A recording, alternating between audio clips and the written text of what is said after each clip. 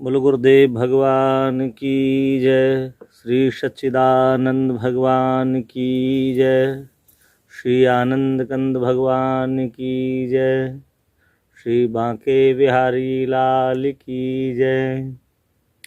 नारायण समारंभाम शंकराचार्य मध्यमाम अस्मदाचार्य पर्यंत वंदे गुरु परंपराम्।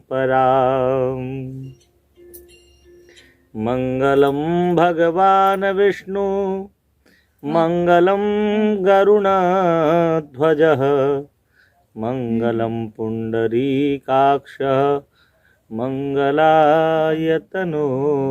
हरि। मंगलम भगवान शंभो मंगलम वृषभध्वजः मंगलम पार्वतीनाथो मंगलायतनो हरः। बोलो गोविंद भगवान की जय।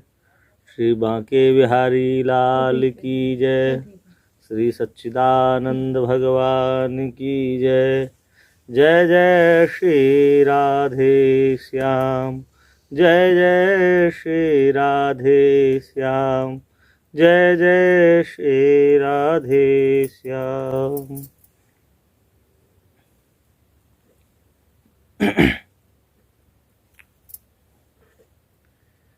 ये जो श्रीमद् भागवत है प्राय छोटा ग्रंथ नहीं है।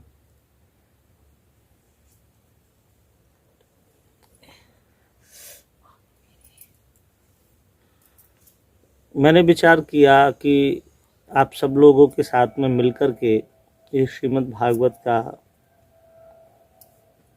सार कहा जाए, और जो लोग भागवत का अध्ययन करना चाहते हैं, जो लोग समय दे करके भागवत को समझना चाहते हैं एक एक पद के साथ में, वो लोग समझ भी पाएंगे। हम लोग जो है प्रायः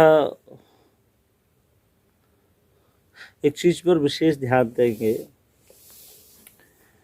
किसी कारणवश अगर कोई त्रुटि होती है तो आप लोग मुझे बताने का प्रयास करेंगे, जिस पर मैं परिश्रम कर सकूं, कार्य कर सकूं। श्रीमद् भागवत के अगर स्वरूप को समझें तो श्रीमद् भागवतम पुराण तिलकम, यह भागवत ही उक्ति अक्षरशः सत्य है। अर्थात श्रीमद् भागवतम पुराण तिलकम, यह श्रीमद् भागवत पुराणों का तिलक है। पुराणों में सर्वश्रेष्ठ है। दर्शन, साहित्य, शैली सब दृष्टि से अद्वितीय है। श्रीमद् भागवत व्यास जी ने सुखदेव जी को पढ़ाया तो वर्णन से लगता है कंठस्थी पढ़ाया। मतलब ये गुरु और शिष्य परंपरा का सद्ग्रंथ है, कोई सामान्य पोथी नहीं।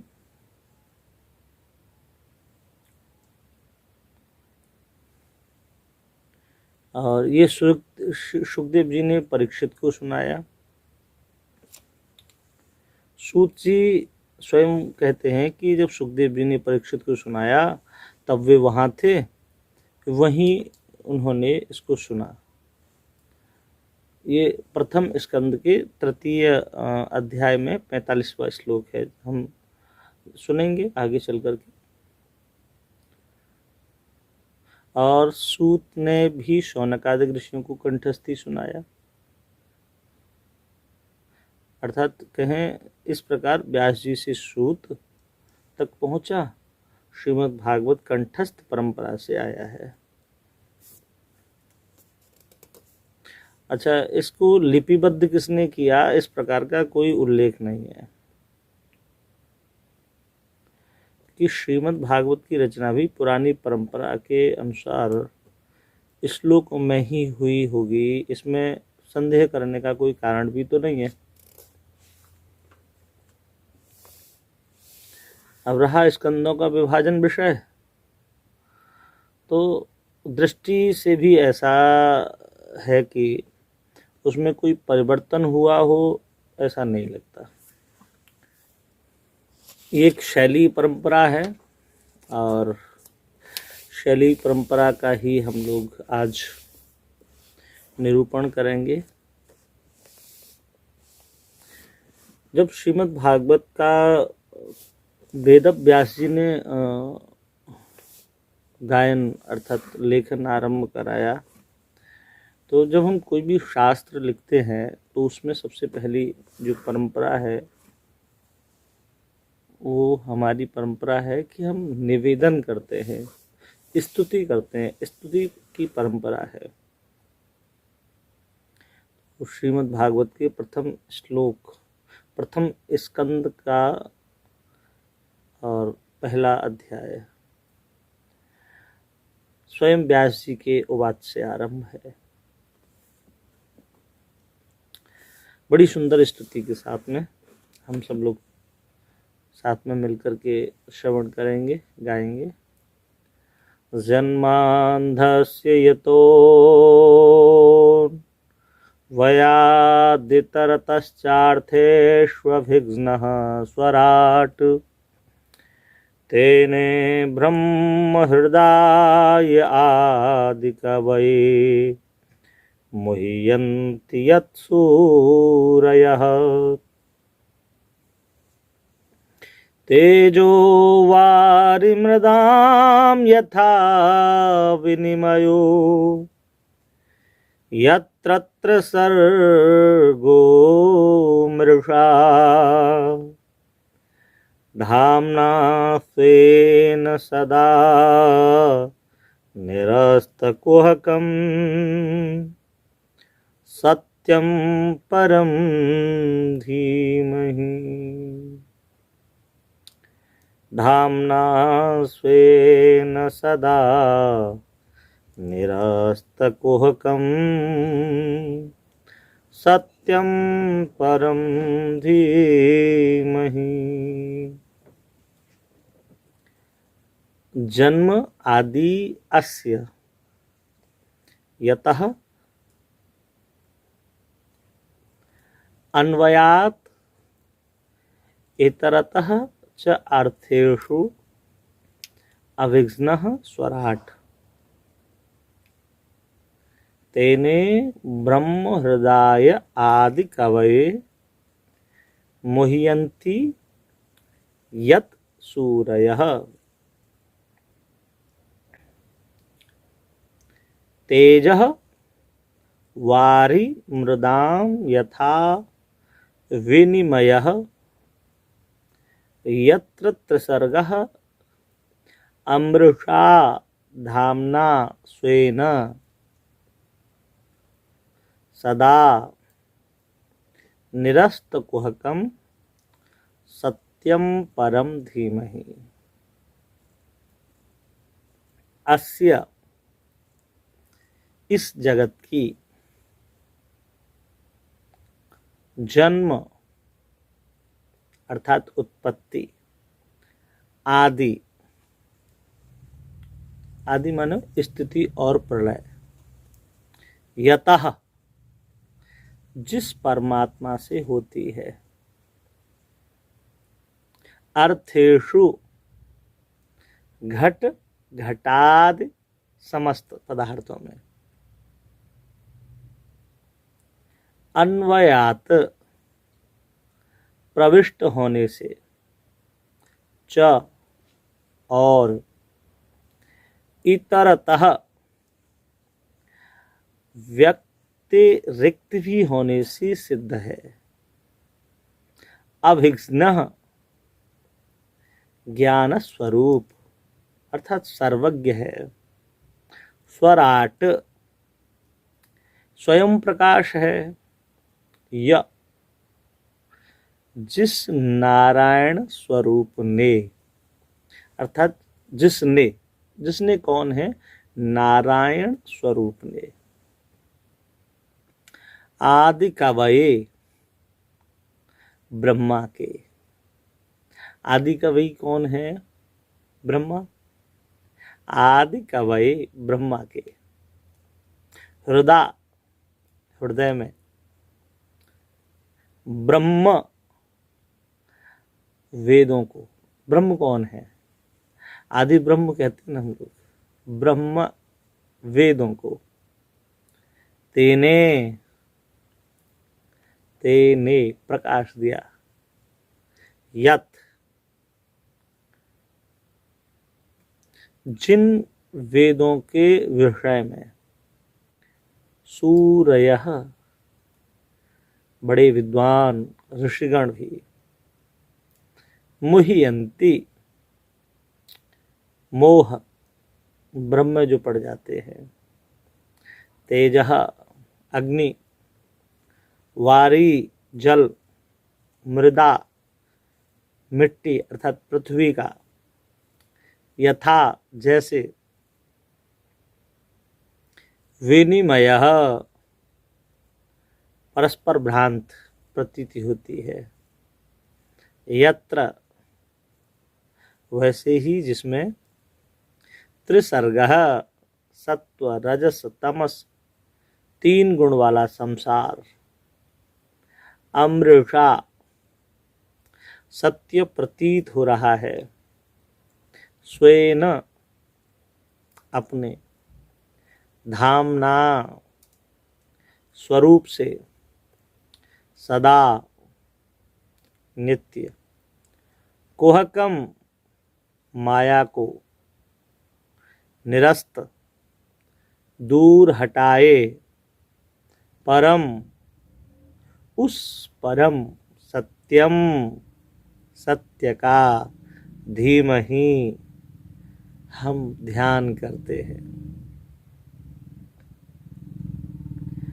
जिस जगत की उत्पत्ति स्थिति प्रलय जिस परमात्मा से होती है, घट घटादि समस्त पदार्थों में प्रविष्ट होने से और व्यतिरिक्त भी होने से सिद्ध है, ज्ञान स्वरूप सर्वज्ञ है, स्वयं प्रकाश है। जिस नारायण स्वरूप ने ब्रह्मा के हृदय में वेदों को प्रकाशित किया, जिन वेदों के विषय में बड़े विद्वान ऋषिगण भी मोह अर्थात भ्रम में पड़ जाते हैं, अग्नि जल मिट्टी अर्थात पृथ्वी का जैसे परस्पर भ्रांति प्रतीति होती है, वैसे ही जिसमें सत्व रजस तमस तीन गुण वाला संसार सत्य प्रतीति हो रहा है, अपने स्वरूप से नित्य माया को दूर हटाए उस परम सत्य का हम ध्यान करते हैं। धामना स्वेन सदा निरास्तकुहकं सत्यम परम धीमहि। इस प्रकार से ये पहला श्लोक हुआ। दूसरा श्लोक है हमारा, धर्मः प्रोज्झित कैतवोऽत्र परमो निर्मत्सराणां सताम् वेद्यं वास्तवमत्र वस्तु शिवदम् तापत्रयोन्मूलनम्। श्रीमद्भागवते महामुनिकृते किं वा परैरीश्वरः सद्यो हृद्यवरुध्यतेऽत्र कृतिभिः शुशोभिस्तत्तक्षणात्। धर्मः प्रोजित कैतवः अत्र परमः निर्मत्सराणां सतां वैद्यं वास्तवम् अत्र वस्तु शिवदं तापत्रयः उन्मूलनम् श्रीमद्भागवते महामुनिकृते किंबा परैः ईश्वरः सद्यः हृदि अवरुध्यते अत्र कृतभिः सृष्टुभिः तत्क्षणात्। महामुनि भगवान व्यास अथवा श्री नारायण कृते द्वारा बनाए अत्र इस श्रीमद्भागवते श्रीमद्भागवत में प्रोज्झित त्यागा हुआ केवतः कपट सकाम धर्म उन्मूलन अर्थवादादि परमः मोक्ष रूप आत्यंतिक धर्म निरूपित है। तापत्रयः जो दैहिक आधि दैविक आधि भौतिक और आध्यात्मिक तीनों तापों को समूल नष्ट करने वाला है। उन्मूलन समूल नष्ट करने वाला। निर्मत्सराणाम गुणों में दोष न देखने वाले। सताम सत्पुरुषों के लिए। शिवदम परम कल्याणकारी। वास्तवम नित्य तथ्य रूप वस्तु परमार्थ सत्ता। अत्र इस भागवत में वेद्यम जानने योग्य है। किम वा अथवा क्या परैहि दूसरे किसी साधन ईश्वरः परमात्मा सद्यः तुरंत हृदय में अवरुध्यते निरुद्ध होता है नहीं होता। अत्र इस श्रीमद् भागवत को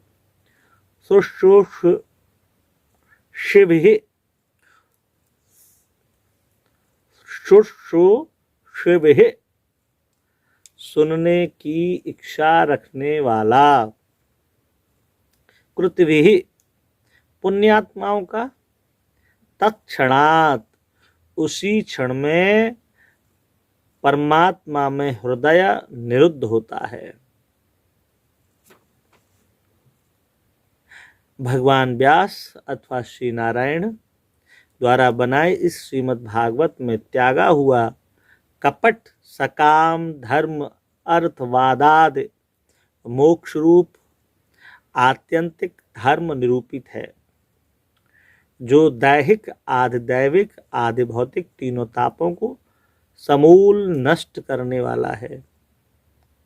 गुण में दोष न देखने वाले सत्पुरुषों के लिए परम कल्याणकारी नित्य तथ्य रूप परमार्थ सत्ता इस भागवत में जानने योग्य है। अथवा क्या दूसरे किसी साधन परमात्मा तुरंत हृदय में निरुद्ध होता है नहीं होता। इस श्रीमद् भागवत को सुनने की इच्छा रखने वाले पुण्यात्माओं का उसी क्षण में परमात्मा में हृदय निरुद्ध होता है।